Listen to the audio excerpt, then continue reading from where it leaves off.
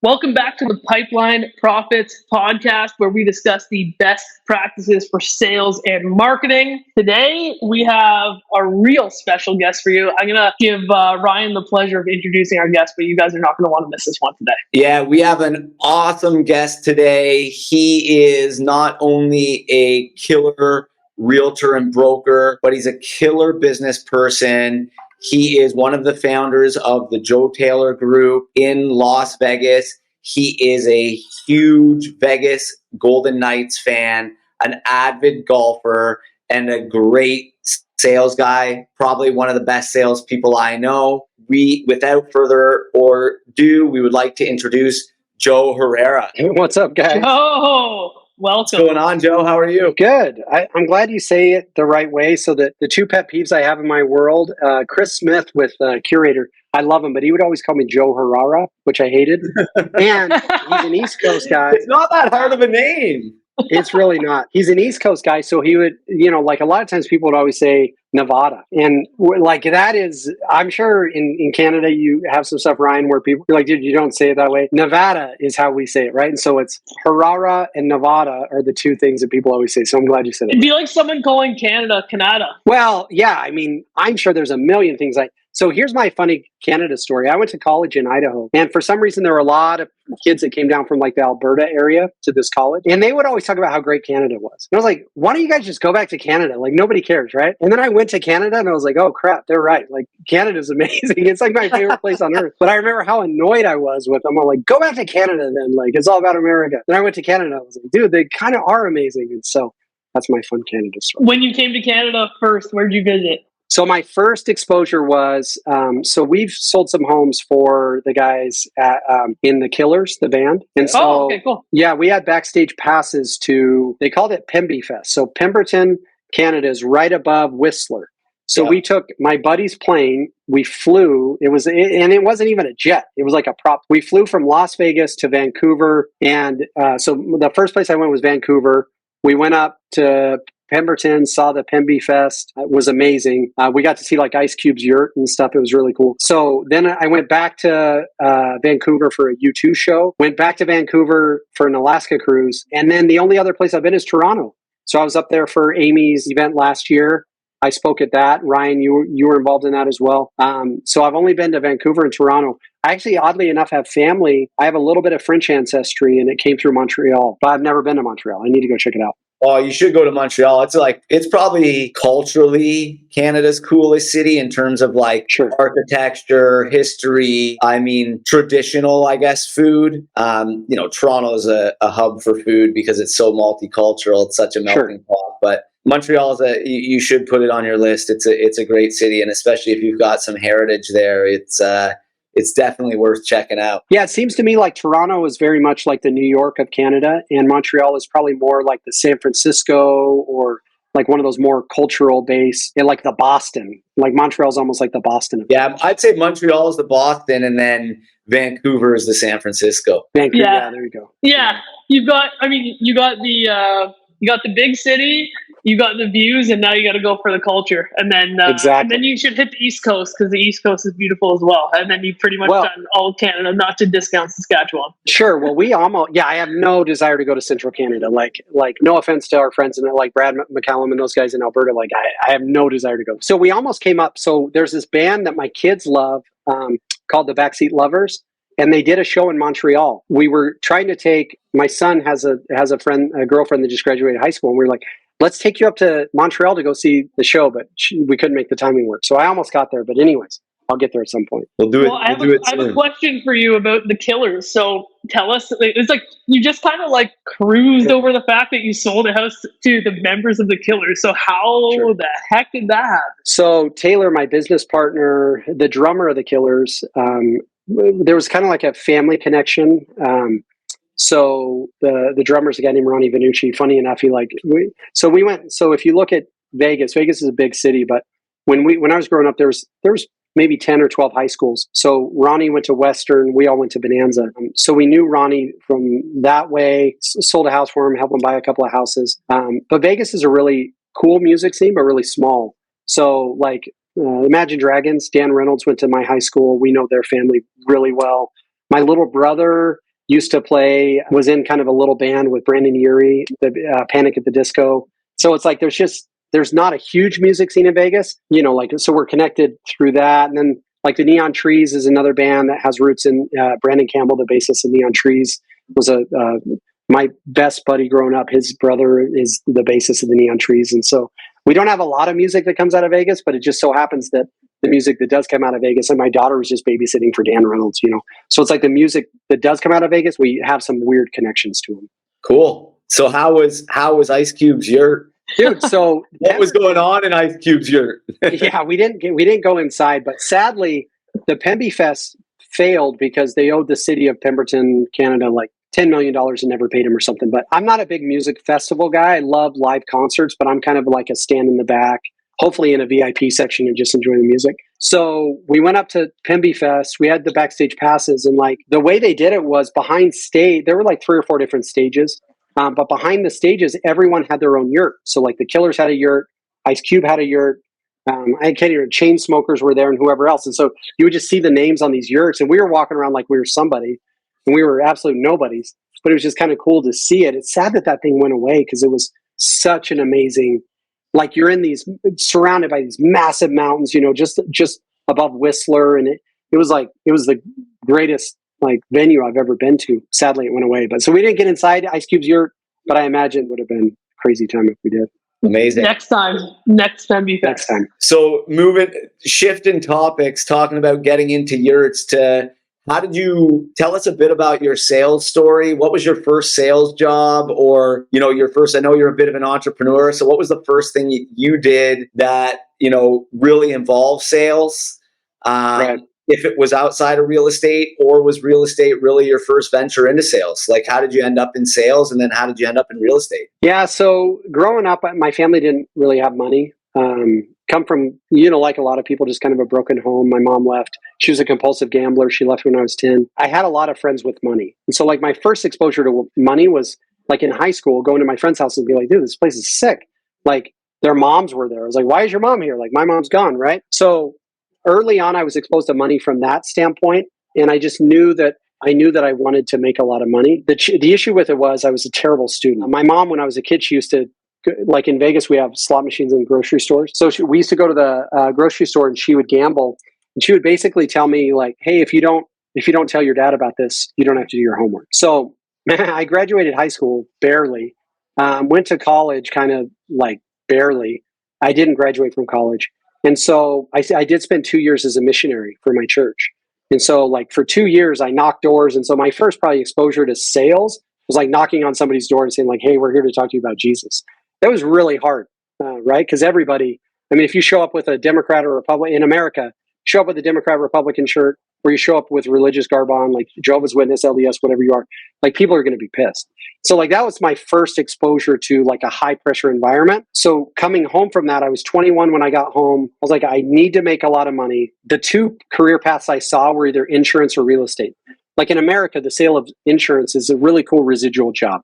You don't make a lot of money early on, but as you build it up, the residuals kick in. And so like I have a lot of family that crushes it in insurance. So for me, I was attracted to the big paycheck of real estate. And so at the age of 22, I got my real estate license, went back to my roots of sales, which is door knocking. I was a door-to-door religious guy. Now I'm a door-to-door real estate guy.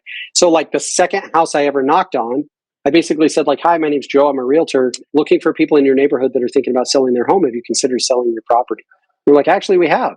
So like that was the very first deal I ever did. Funny enough, though, I got distracted from real estate. So there was a church congregation I was attending right after I got my real estate license. The people that were there were like, hey, we've got this thing we want you to sell for us. Come work for us. So I started selling this garage storage system. It's like this overhead thing where you put your boxes up there. And so but there was this watershed moment where a couple months into that, I went to sell this garage overhead storage system to a home builder, his private residence. And we get through the sales process. The guy buys 4 or 5 units. I probably made $100 on the sale or something. And he was like, dude, you're a pretty good salesman. Why are you doing this? And I was like, well, what do you mean? He's like, well, sales is sales. And if you're selling a $50 overhead garage storage unit, or you're selling a $500,000 house, It's the same process. At the end of this, you're going to make $20 on that, and you'll make $20,000 on that. So why don't you just go sell real estate?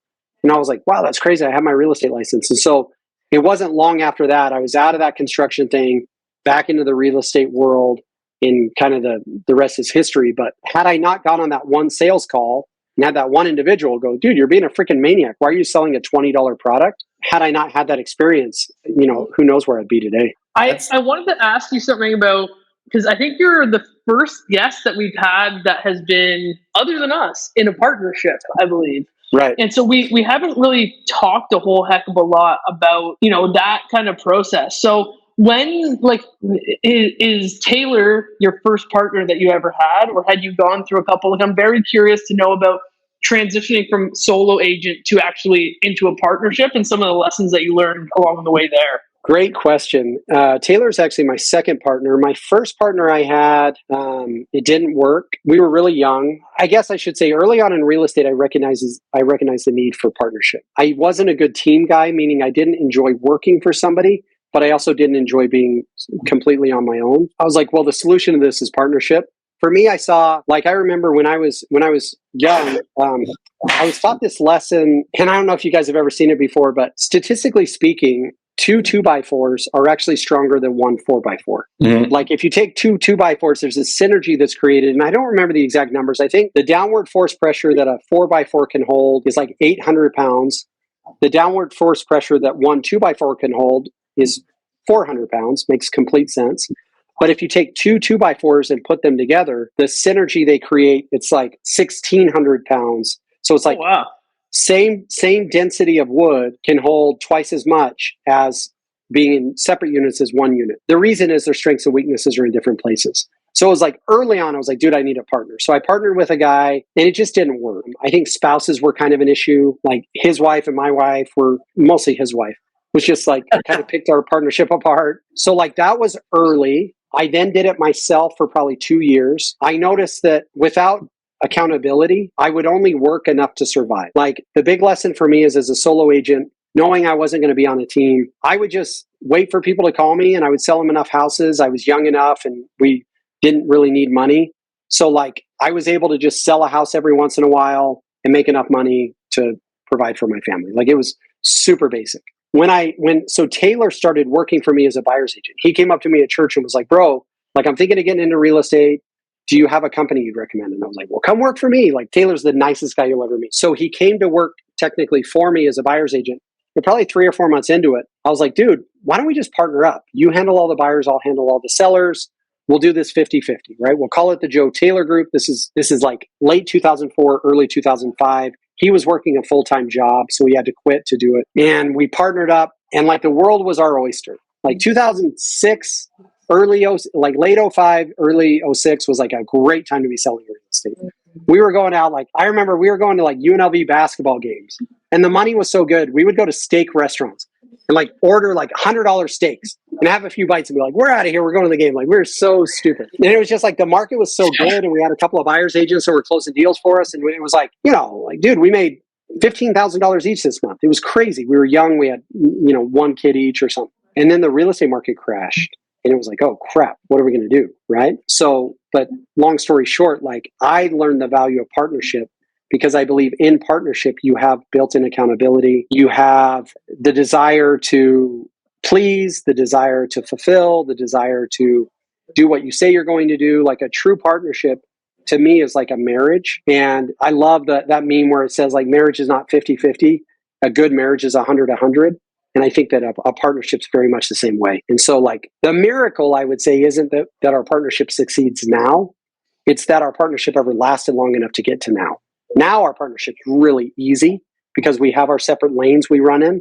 But there were years where it was like we were doing the same job and just dividing the money in. And so there's the miracle is probably that we ever survived those years. What would you say makes you so successful now, compared to a lot of other partnerships that maybe don't last? And I know you said you kind of skated through a few years, but what would you say that it is that makes you, because there's a lot of listeners out there that probably thinking about partnership or thinking about, creating a team or a business with a partner, what do you think it is that, I know you mentioned you skated through and got lucky, but now that it's rock solid, what makes it rock solid now? And what could they learn so they can kind of skip that ugly middle that you had, that muddy middle, to what it's like now? My wife is the youngest of 5 sisters. And whenever you get together, especially like if all 5 girls are there, it's great. They didn't have any brothers, so there's like a lot of unique dynamics. Well, her one sister is very inquisitive, like kind of in a freaky way. Like, this is a weird place to take this, but she's just always like, what's it like in the bedroom, right? Crazy questions. So she bought this box of cards that were like kind of like racy, sometimes racy questions. And we were sitting around a campfire, and the question was, what is the most important element to a successful relationship? And I listened to the bull crap that was being spewed across the fire. It was he needs to make me laugh. And everyone was like, oh my gosh, yes, that's so important. And then she needs to support me in my business. Oh yeah, that's so important. And they came to me, and my wife looked at me like, please don't do it. And I was like, no offense to any of you guys, but all of your answers are so stupid. I was like, the most important thing in a successful relationship when it comes to marriage or committed relationship is honesty. And they're like, boo. And I was like, no, I'm being serious. Like, it has to succeed. Like, honesty has to exist, because with honesty, you get trust. With honesty, you get truth. Like, with honesty, you can't hide from honesty. So what is the most important element in Taylor and I's relationship? It's like, I trust him completely. I don't need to know where he is. I don't need to know what he's doing. I know that he may be with his family, or he may be out bird dogging properties that we're going to buy. It's irrelevant to me because I trust him completely. So I think that, the key for our partnership, what's made it last so long is purely like we're honest with each other. So then the truth becomes evident, right? It's like, we made money, we didn't make money, and I dropped the ball or he dropped the ball. We succeeded or we didn't succeed, and like I crushed it or he crushed it. And it's like, so it's all out on the table. We know that we both have really good intentions, but we know that we really, really need to, be honest with each other, or else the whole thing will come crashing down, just like my marriage.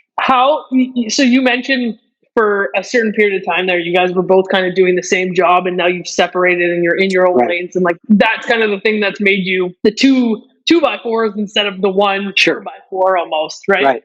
What was it that was that catalyst to make you guys really realize who should be in what lane? Like, did you guys always have individual skill sets, or did you guys have to learn your own skill sets as you grew? Great question. So we owned a real estate brokerage that we sold in 2012. When we sold the brokerage, I had the idea to build a mobile application.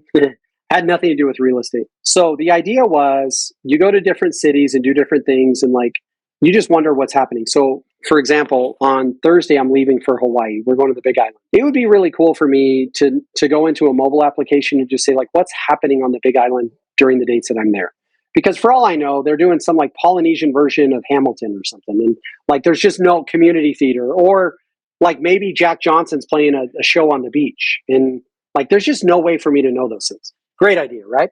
So we came up with the idea, we built the business, we raised $1 million, we partnered with some really cool people, and the whole thing failed. And so so that was 2012 to like 14. In 2014, 15, we were getting back, like Taylor ran the team the whole time, I ran the tech company. So when it was like, all right, I'm coming back into real estate full time, there was like this watershed moment where I was like, dude, I just can't do it the way we did it. Like, I'm burnt out on doing that same old thing. And he was like, so am I. And I was like, ideally, what I want to do is I want to be full of passion. Like, I'm not if you look at like Rocket Fuel, the book, I am 100% visionary, not necessarily as much of an integrator. Like, I am not the guy that crosses T's and dots I's. Like, I'm the guy who like throws words up on the screen and hopes people can make sense of it. And so I was like, I want to coach, I want to mentor, I want to create videos, I want to, public speak, I want to do all those things. Taylor was like, to be honest, my real passion is in the investment space. We're like, all right, well, in both of those, neither of those really involve the running of a real estate team. So like, we both have to kind of patch this together, our real estate team. So that was kind of the symbiotic, kind of the infancy of what our partnership is now.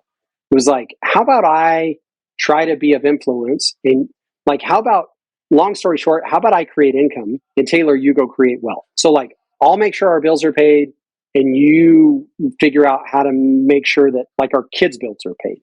And that was kind of the birth of what it is now, which is my job is primarily to provide inspiration and opportunity for our real estate team and to provide inspiration for our network at Real. Taylor's job is primarily to run our investment business. Like we'll do 150 units this year, wholesale, fix, flips, whatever, and then to run our joint venture relationships. So like Real Title is big in America for us. We're partnered with Real Title. We've got a mortgage JV. We've got insurance JV. So like he runs all of that. So our ancillary services, our investment stuff is him. Our network and our team is me. So now like it's easy. I'm in my lane. He's in his lane. My job is primarily income creation. His job is primarily wealth creation. When you decided that you wanted to take a step back and do the app, right? Mm-hmm. What was his like initial reaction? Because you guys were both kind of moving down the same conduit, so to speak, at that time. Yeah. And you were kind of like, hey man, I still want you to be a part of this, but I kind of want to go in a different direction. Did he like welcome that with open arms? Was it, a bit of a sales pitch that you needed to go into that conversation with? How did it work? Yeah, there was a sales pitch. I mean, the idea itself is so good that even now, if I pitch people on it, they're like, dude, that sounds awesome. As I was saying it, you guys are probably like, yeah, that makes sense. Like, there is nothing like that, right? Yeah. And so, like, the idea itself was big enough that I think he bought in really quick. It's one of those things that kind of evolved over time where I was like, dude, I got to put all my efforts into this. There were some big moments, right? Like, we flew out to New York. We met with Shaquille O'Neal. Shaq was like, I'm in. Shaq was using the app on NBA, on TNT, like he was all in. And then we got like Snoop Dogg was tweeting about it. And like, there was a lot of things happening where we're like, dude, this is a thing. Like honestly, the hardest thing I've had in business was losing that $1 million and like seeing it all crumble. There's like, he bought in really fast, but then we both kind of came to a point where we're like, all right, we got to go back into real estate. So I don't know that I had to sell him so much. I think the idea sold him. And then there was so much evidence behind it. Like, dude, I spoke at South by Southwest with Tony Shea that, passed away, but he used to, the Zappos guy. And like, we shared this. I went on right before Tony. Like, it was going to work until it didn't work. And so he was all in just like me. And then when we had to pivot and got back into real estate. So in getting back in, you try that business, we skip forward to now you guys have a great partnership. How was it and what was your mindset after that? I don't want to call it failure, but after having that business that didn't work, like what did you do to get your mindset in the right place to be able to transition back into real estate after deciding I'm transitioning out? And not only to transition back in, but to transition back in and be more successful than you were the first time you were in it. Yeah, so I'd say two things. I've been happily married now for 21 years. I've never been through a divorce. I imagine the mourning and the hurt that I felt when that company failed was very similar to what people feel with a divorce. Like, I couldn't look at, like, we had so much swag that we had to throw away. Like, I couldn't talk about it. I couldn't see it anywhere. Like, even now it doesn't really hurt, but like, so yesterday on my Facebook feed came up a 10-year-old post that I did where there was a college football team that was using our stuff. And we were at their stadium and doing a whole thing with them. And like now I'm like, oh, that was fun times, right? But for years, I was like, dude, it was probably like when those memories would pop up on my Facebook page, it was literally like probably seeing your ex-spouse with a new person. I was like, it hurts so bad. There was a little bit of excitement getting back into the real estate space because I had learned so much about things like social media through that process. So there was this, if I had excitement about anything, it's kind of like my buddy's getting divorced. I'm like, but dude, now you get to go date, right? So there was like some little excitement in that thing. How we became more successful was like, we literally picked up the pieces and we didn't throw it all away. We're like, all right, what did we learn? Like, what were the takeaways? One of the takeaways was at the time, like, we know how to now use social media and no one's really using social media to run real estate companies. So like, what if we start posting properties and using social media to engage with potential buyers? Like, get independent from Zillow. And you guys don't have that up in Canada, but Zillow in America is massive. So like, how do we get away from all that and do our own thing? So that was kind of part of it. Was I think I'm a survivor by nature, like the story of Joe Herrera when I'm gone is going to be like, he went through gnarly stuff sometimes, but he was like that. I don't know if you guys have seen Catch Me If You Can, the movie with Leonardo DiCaprio. But when his dad gets out of ward, he tells the story of the two mice that fall into a vat of milk, right? I'm that second mouse. I just keep churning until it turns into butter and I climb out. So I think I did that with my family situation, where like, if you look at my family right now, like my marriage, my kids, the stability I built coming from a broken home is crazy. Because a lot of times people from broken homes create broken homes. And so I think I did that again with that business. The failed business then turned into like massive success, which is not a lot of people do that. A lot of people have a failure like we had, raising $1 million from friends and family, and having to see those people knowing we freaking lost their money, but turning it into a positive and like building something massive. There must just be something in my DNA that when buildings burn down, I'm very quick to go like, all right, let's just rebuild this freaking thing. If I'm a new agent and I started in the industry in the last 24 months, I feel like I had to use this analogy with our team today. It's like walking through the mud. It feels like every day you're taking a step and you're just walking through mud, and you're constantly wondering, when am I going to hit dry ground? Like, when are steps going to become easier? And so if I'm a new agent and I want to go in with a little bit of Joe Herrera, mentality, or I want to put a little Joe sauce on it, I don't come from a broken home. I'm just someone who needs to get out of the situation. What are a couple tips or tricks that you would recommend that I do to stay positive and rebuild when times are tough? Great question. The first thing I would say is time. Nothing is as scary as it seems. I remember when the real estate market crashed and we're like, how are we going to feed our families? Like, I lost houses. I lost like literally cars getting repossessed in the middle of the night, but I would wake up and I'd play with my kids and like, I was good. And so first thing I would say is nothing's as bad as it seems. Number two, there has to be a recognition on behalf of these agents that the market will not always be like this. And there will come a day when those very same agents are so grateful that they came up in the environment they came up in. Because like any agent right now that's going through it is going to look back and go like, dude, I paid a price that not a lot of people paid to create the success that not a lot of people have. It's hard when you're going through it because you're like, this just sucks. I mean, it's a stupid exercise analogy, right? But it's like that. The muscles that they're building up, trudging through that mud, are going to be the same muscles that they use to succeed when other people won't. I envy the agent that's gotten in the last 18 to 24 months. Because they don't know anything. The agent that I'm really worried about is the agent that got in 5 years ago, crushed it by just like going to the gym and 4 people asked them about buying houses. And now they go to the gym and no one even wants to look them in the eyes. And so it's like, I think number one, realize that time's going to go by, you're going to get through it. And then number two, be grateful for the hardship you're going through, because that hardship you're going through is exactly what's going to create your success. I love it. Do you think that, like, have your biggest growth spurts in business or in life always come off the rebound of a hardship? Or are you the guy who's just like, I'm constantly going, those things I kind of take on the chin and I know that they've helped me to get to where I am, but are those the things that you always rebound and go like sky high from? Or like, how has that panned out for you?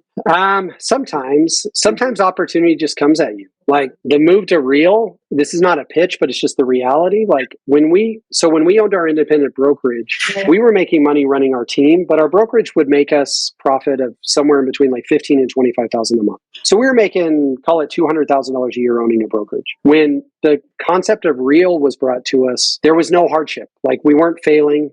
Like there was no reason for us to move. We just saw a good opportunity and took it. And now our revenue share is 7 figures every year. Like we're making over $100,000 a month in rev share. So that's probably the biggest victory of our career, but it came oddly enough in moments of success. Like our team was doing good, our brokerage was doing good, but we still had our eyes open. I think one of the challenges when times get tough, you get humbled and your eyes are open. So you look for opportunities.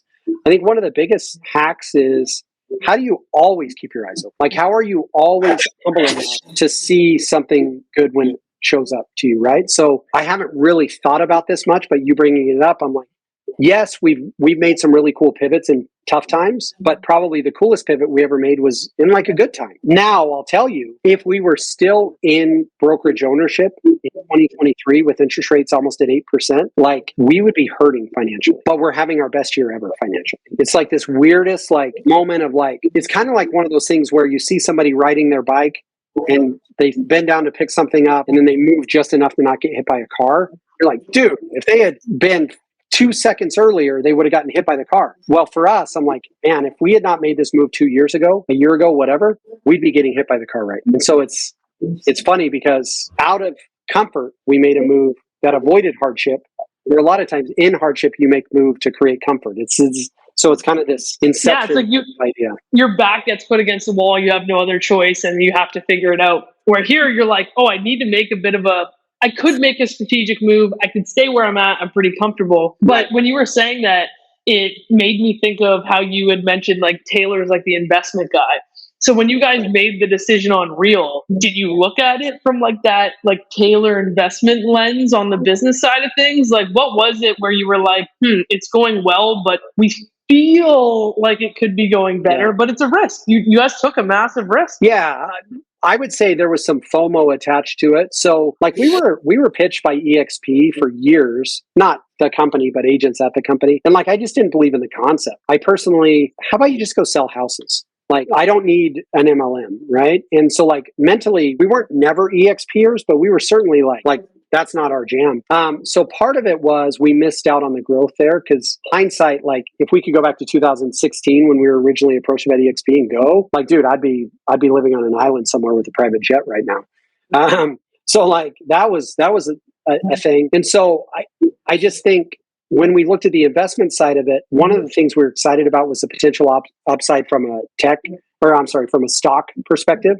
It was like when we looked at Real, the stock was trading at $1.80 something. Right now it's trading at $1.80 something. So for the last 2 years, that stock hasn't really done much, but we've acquired hundreds of thousands of shares of stock, purchased ourselves or through the Elite Agent Program or Agent Attraction, whatever. So there was that eye on wealth creation, not necessarily from the investment property side, but from like the stock side. Like I believe at some point the Real stock will get to $6 or $8 a share. At that point, we will have created millions of dollars in wealth from like just taking a little bit of our commission and setting it aside and letting Real buy stock with it. And like, so 5 years from now, we could do this podcast again and the stock will be at $8 and you'll be like, Joe, you guys cashed out like $10 million worth of stock. And I was like, hey, it was the greatest thing ever. Where right now, the investment business he's doing, I think, again, this is one of those like happy coincidences. Because the revenue share is so good, we don't have to take any money from our investment company. So our investment company continues to invest in itself while we, are focused on building our network, building our team and whatever. So it's like, we didn't realize that this is what it would do, but now we're like, holy crap, we're so grateful that this is what it does.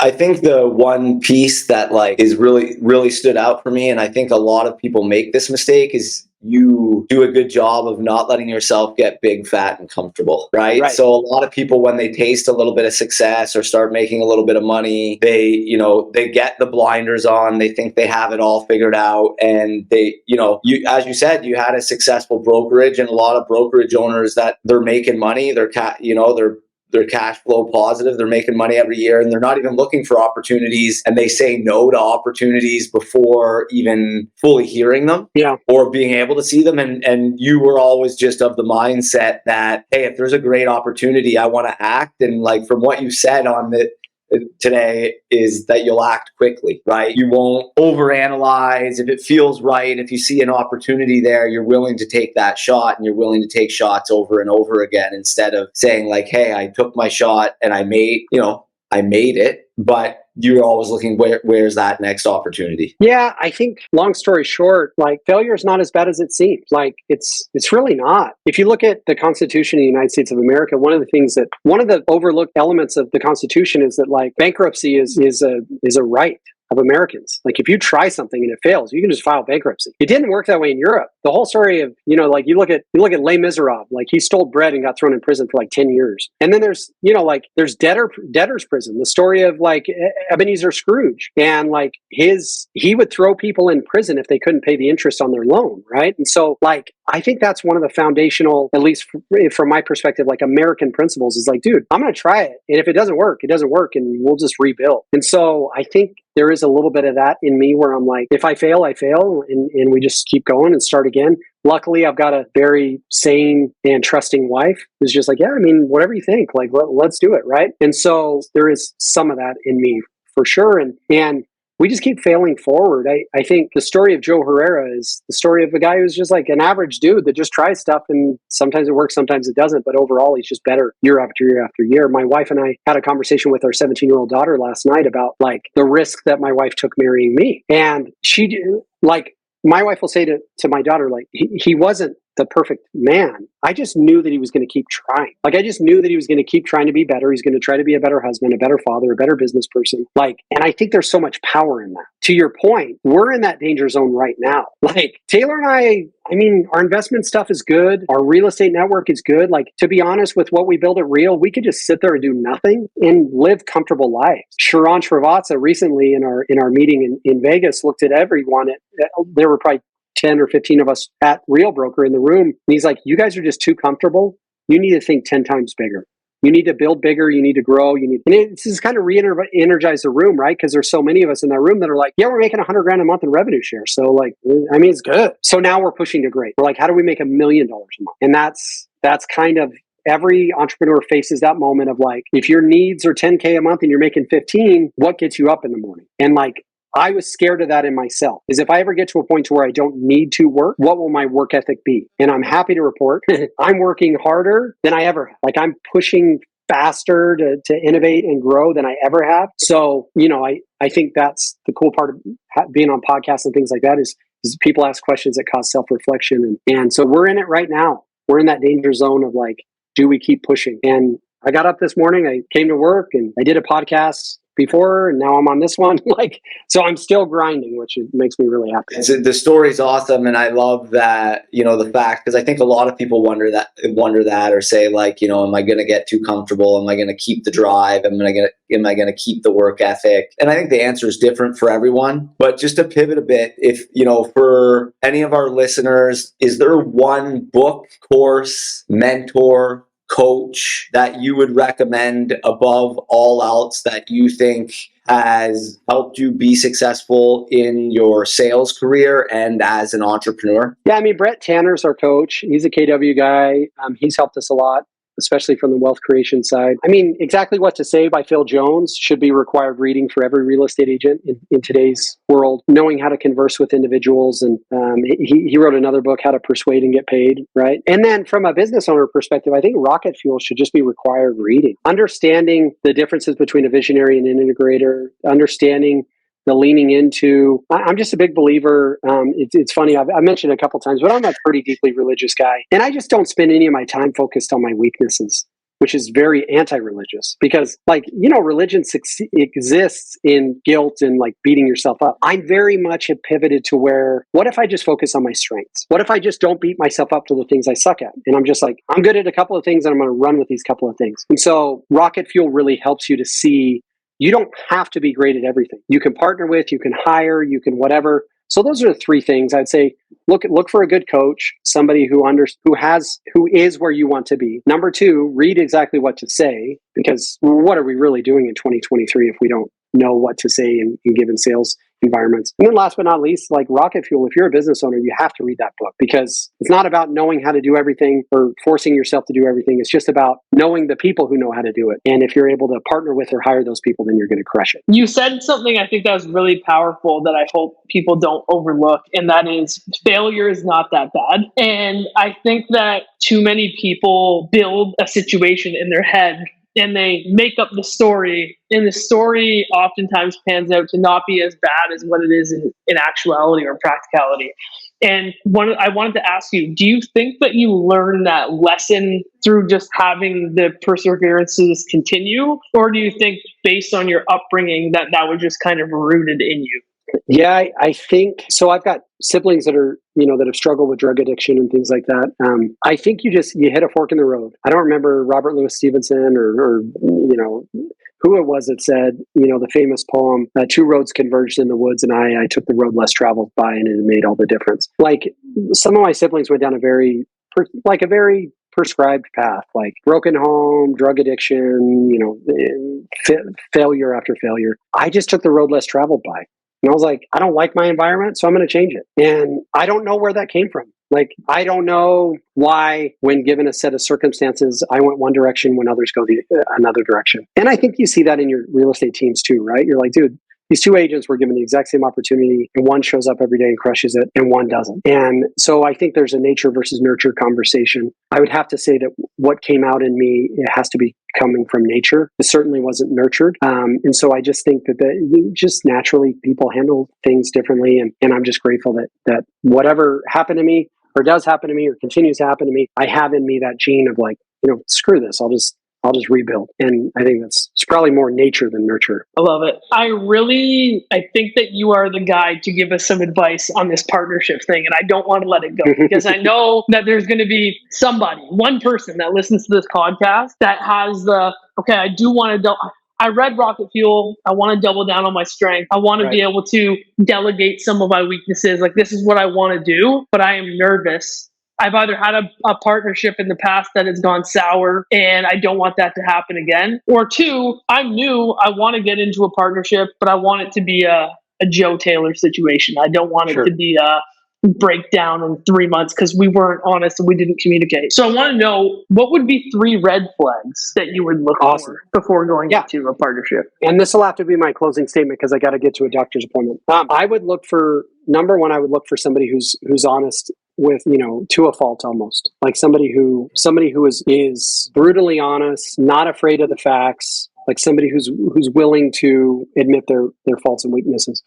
Number 2, stubbornness can be good, it can be bad, right? Like honesty can be good and it can be bad. Like, hey, does this dress make me look fat? How do you answer that one, right? Like, so sometimes honesty can be bad. You want somebody who's stubborn enough to stick to the right things, but not so stubborn that they will do the wrong thing no matter what. So honesty, stubbornness. And then I would say the last red flag, this is kind of a weird one, but I would look at significant others. So like a lot of times you'll jive with the person you're going to partner with, but like Taylor and I, luckily we both have wives that are pretty rad. Like they're good, hardworking women who they're all in and they'll do whatever they can to help. And there's probably years where I bring more to the partnership than him. My wife's not like, hey, we need to cut this up. And there's years where he brings more to the partnership than I do. And his wife's not like, hey, you need to get out of this partnership. And so I think you have to understand that when you partner with an individual, you partner with the entire package. You get their significant other, you get their children, you get their parents, you get whatever. And I don't think people evaluate partnerships that way a lot. A lot of times it's just like, does this person and I jive? But I think, number 1, you got to find somebody who's honest. Number 2, you got to find somebody who's stubborn. And number 3, you got to find somebody whose spouse you can jive with, significant other you can jive with, because my original partnership fell apart because of spouses. Like me and the dude were cool. It was spouses that caused the breakup. So if you don't vet that situation, then you could go like, I don't get it. Like Ryan and I are cool, but his wife is always like butting in on stuff or like giving him a hard time about things. And it makes our partnership really hard. So not sure if that helps, but those are 3, I think.